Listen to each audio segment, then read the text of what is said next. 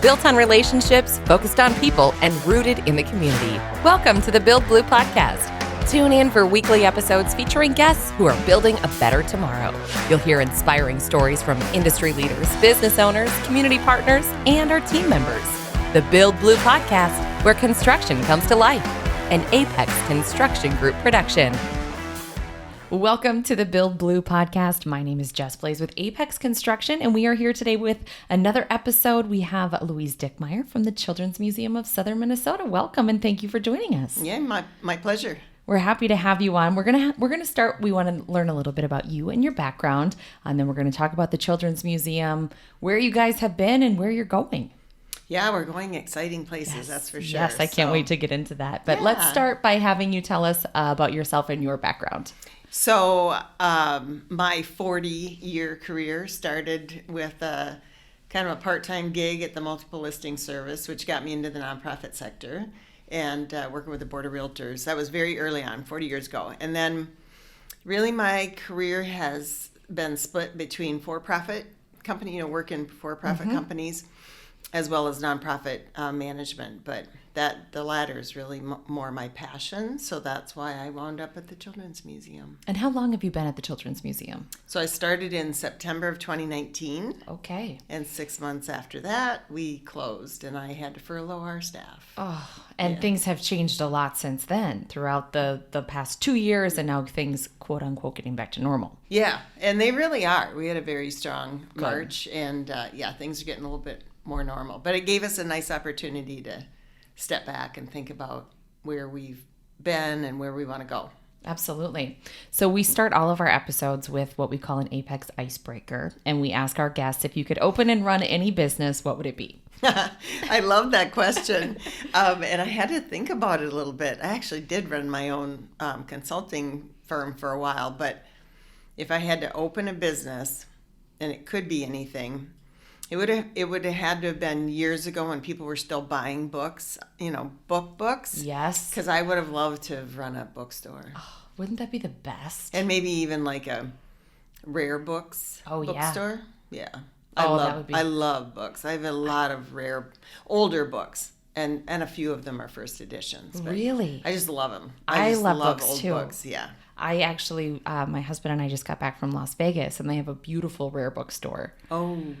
In one of their high-end malls, and there's big signs like "No food, no drink. Come in with caution." I can't imagine the value on some of the treasures that they have in there, but I love that. We've had all kinds of answers. Lots of pizza places, lots of sports bars, but this is the first there you go Build Blue podcast bookstore, and I love that. Well, there you are. I am an English major, so I guess that's why I skew that way. Have you ever visited, and we're going off topic a little bit, but that's okay, the Tattered Cover bookstore in Denver, Colorado? No. Oh my gosh. But my son lives in Denver. He and his wife do, so next time I'm there, Tattered Cover? The Tattered Cover. My aunt lived there when I was a child, and she is in education, and she instilled the love of reading in us when we were very little, and we used to go visit it all the time. So. Yeah, love to read.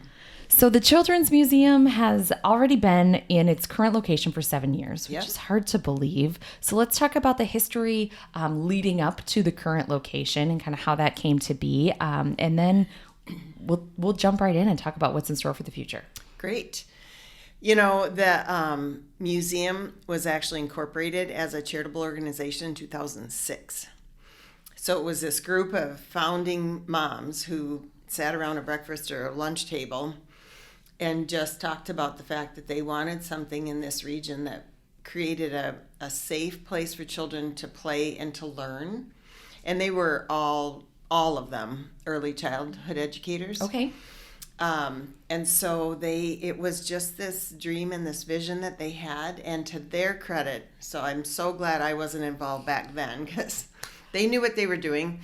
They literally got in the car and drove to parks within area communities, or went to parades, or just engaged with communities and spread the word around how important play is. And they bring out the big blue blocks or whatever initiatives, whatever kind of fun play experiences they could bring out into those communities, and began to enlighten folks. And then they did finally wind up with I believe, 3 interim sites. One was where Bouncestown is or was. One was in the Madison East Mall. They had a tapescape in there in the old Woolworth end of the building. And then they were also in what used to be the In-Town Hotel. So it's the Ace, the Q. Yeah, it used to be the Q Club, I think, most recently. Yeah. So they were in there for a while, I think, at their lower level. And then they wound up getting that building, getting the mass transit building from the city of Mankato. And I believe that was 12 or 13 or 14. And then they renovated it, and it opened May 1st, 2015. And it's beautiful. Yeah, it is. It's a wonderful spot. It's just a treasure for the whole region. And you guys are growing. We are growing. So over that 7 years of when the museum was operating there on Lamb and Sibley Parkway, they had tried to buy the adjacent land that was owned by. So there's land that was owned by a private property owner, and then there are city outlots that kind of surround that whole section. And the property that the museum resides on now is city-owned property. We lease it from the city. But getting that private property was really key to our ability to think about expanding. So they had tried a couple times before, and the owner wasn't willing to sell. And gosh, about a year ago, we started having conversations with the property owner and really gave him a vision for what we thought we could do if we could get a hold of that entire campus, and made him an offer, which I think is one thing that hadn't happened in the past. So we closed on that land in December and just announced that recently. Yep. And we have plans to expand to combine this amazing indoor learning experience exhibit space for kids and couple that now with an amazing nature-based play experience outdoors with some very large, large climbing structures, large water features, really getting children moving and spending time outdoors. We know a lot of our families feel that is one of the only safe places they can take their kids to play. And so now they'll be able to play outdoors, which kids desperately need, is the ability to play outdoors. Yes, they do. And I know on the Children's Museum website, there is a YouTube video that shows an illustration of kind of the vision for what that part of the project is going to look like. And it's just amazing to imagine when my children were born, the Children's Museum was in the Q Club. Okay. So to see how far it's come in just that amount of time is really cool. Yeah. And there's so many great exhibits. It's hard to choose a favorite. And you guys really have done a great job on having several different areas of focus with the ag and the STEAM. So let's talk about those areas of focus, including some of the seasonal exhibits too. Yeah. So we, some of the basic tenets that really anchor all of our exhibits that do get developed is that they need to be locally relevant and using materials that are, found within our region and are reflective of our area or our history. So Dakota culture and language is very important. We have a number of Dakota language and reflective of the people and their history here in the area, as well as tying it to, we have Dakota people live amongst us, of course. And so we're very proud of the work that we do there to reflect Dakota people. And then ag, obviously, is a huge one. So we try to help with our Grow It Gallery. And we actually have it's a well-kept secret, but we're developing a new ag space. But these are efforts to try to help children understand where their food actually comes from. That is not just the grocery store. Yes. It comes from your farms or your dairy farms or, where pork is raised and such. So our Grow It Gallery is a very, very popular area for kids to get hands-on with with a lot of different foods from different cultures and such. So ag and then STEAM, so science, technology, engineering, arts, and math. We try to do as much as we can to help kids be thinking about those topics. We're doing more in the art space because we have a new program facilitator who has her master's degree in art, and she's just doing some phenomenal programming on a weekly, daily basis. So we just try to allow kids to express themselves, and yeah. And it's so great because it gives them a chance to do that through play. Right. And they're learning as well, and they don't even realize it. That's right. So we have last summer, we installed an Archimedes screw, which is an ancient Greek device that actually lifts water. So it's a great big spiraling piece of metal, and kids can turn that big wheel and it lifts water out of a reservoir, and then it dumps into what becomes, it goes directly into a big piece of rock from the Vetter Stone Quarry, and then down into another little ramp, and then into a piece of cottonwood, and then it dumps back down into that reservoir. But kids are able to play with, pea rock and just get their hands in the water, but what they're really thinking about subliminally is, how water moves, or how fast it moves, or the volume of water, depending on whether you open this one particular little spigot thing or not. And yeah, it's cool. It's very amazing. cool. And another favorite is the Up North winter exhibit. Everybody loves that one. Yeah, Northwood Cabin. And that one is really intended to certainly reflects our region with the winter. We've used it only in the winter, but we might leave it out for a full year. Fun. And then reflect what it would be like to be at the cabin during all seasons. So that's sort of we're thinking through that. But that exhibit gives children a lot of hands-on, they can fish, they can cross-country ski, ice fish, cross-country ski, play with the husky dogs, get on the sled. But inside the cabin, it's really more an experience that allows children and families to just sort of slow down and, maybe sit at the fire. You can even roast mock marshmallows and it's play checkers or read a book or do whatever. But it is a favorite. And we do have snowball fights when we have the cabin out. So that's a great favorite. It's so awesome. What benefits can families expect from a visit to the museum? So our museum is really unique and a favorite of mine, but I'm a little biased. I refer to it as kind of open concept. So if you have like a 2-year-old and a 5-year-old, they're going to want to be in different places at different time or at the same time when you're in the museum. And unlike some museums where you have to go into an area, then, come back out, go into the next area, I call it kind of open concept. So you can have kids running around and you can see where they are and what they're doing, which is really kind of nice. So it just flows beautifully throughout the space. And,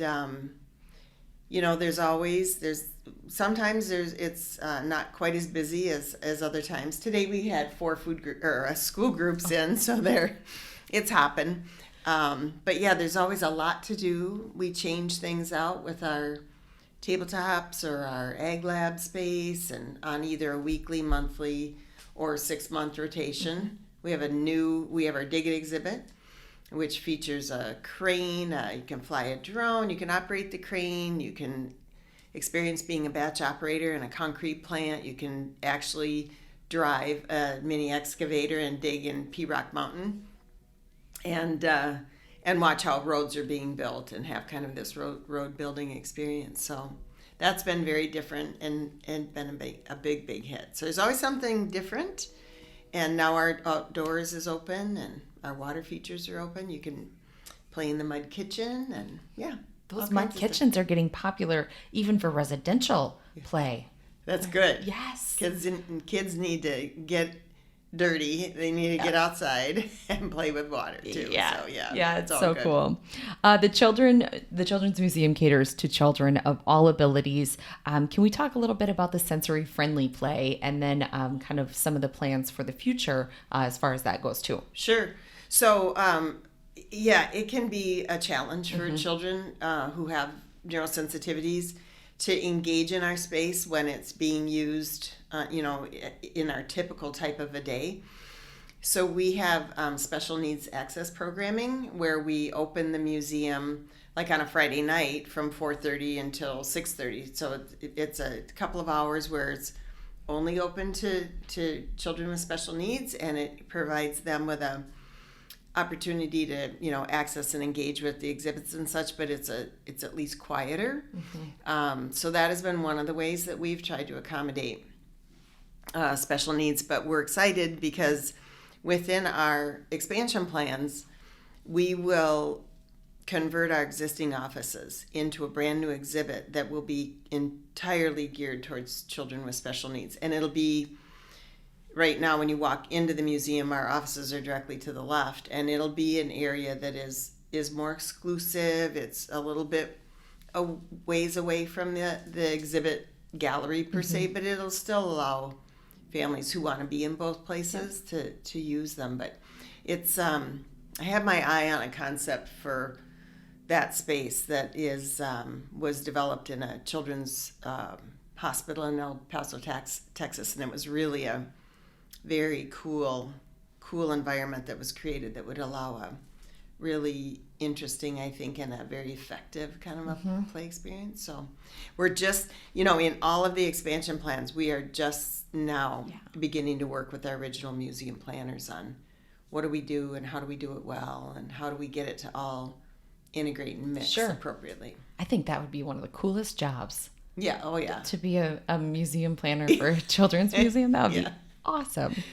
What is your favorite exhibit?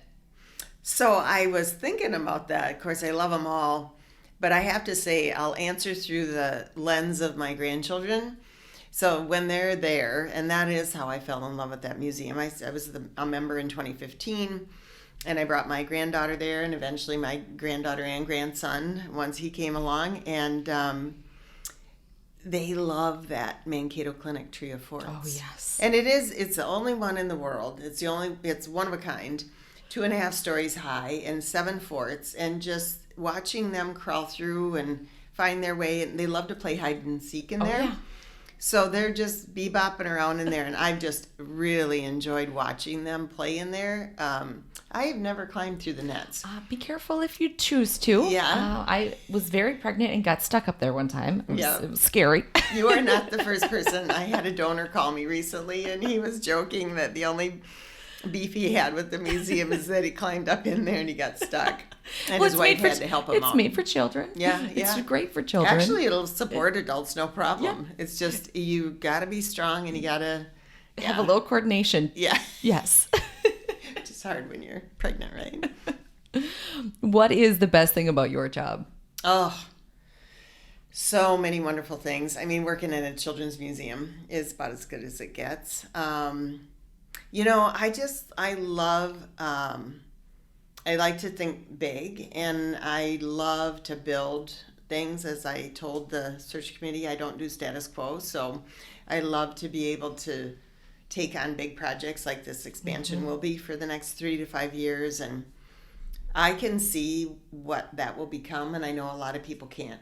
They don't have that kind of vision, and or some people don't, and I just can't.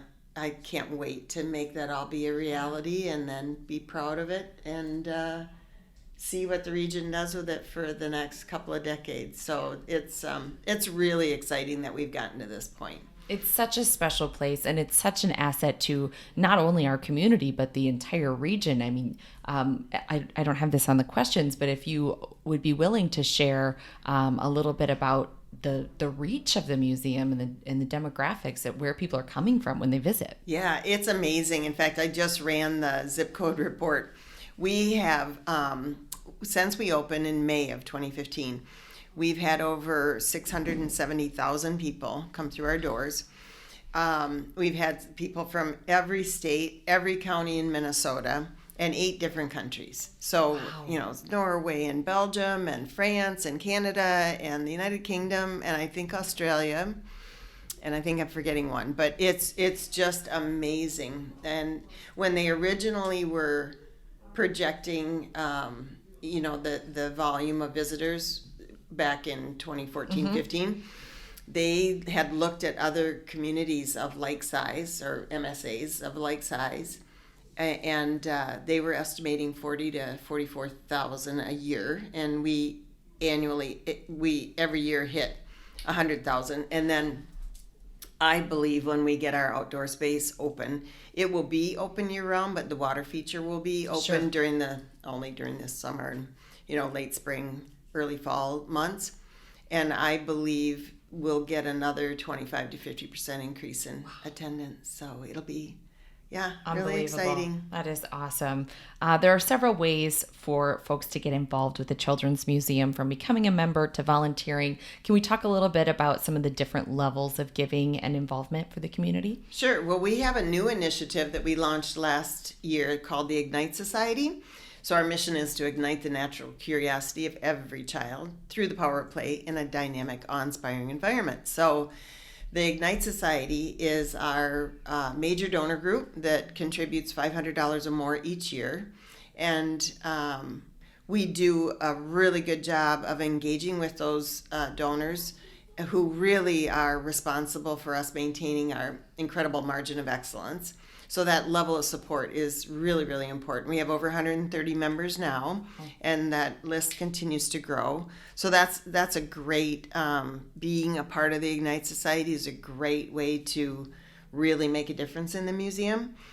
But of course, any support helps us, and we enjoy a nice amount of support from donors and through grants, and then as well as our memberships and admissions. So anything helps. Yes, absolutely. And will some of the events be returning? I know that all events took a break there for a couple of years, but some of your fundraising events had become local favorites. I know.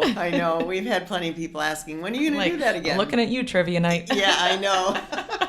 We haven't returned to that yet, and the staff that we had who ran those things are no longer with us. But we have to think through how we're going to do that. And they are a lot of work to put on. They're a ton of work to put on. Yeah. So we're trying to do some different things. We do have a Ignite Society event for our supporters. Awesome. A nice reception there at the museum, and try to reveal a new exhibit right around that time, so that they're sort of first in, see it first. So we'll see what the future holds on all that.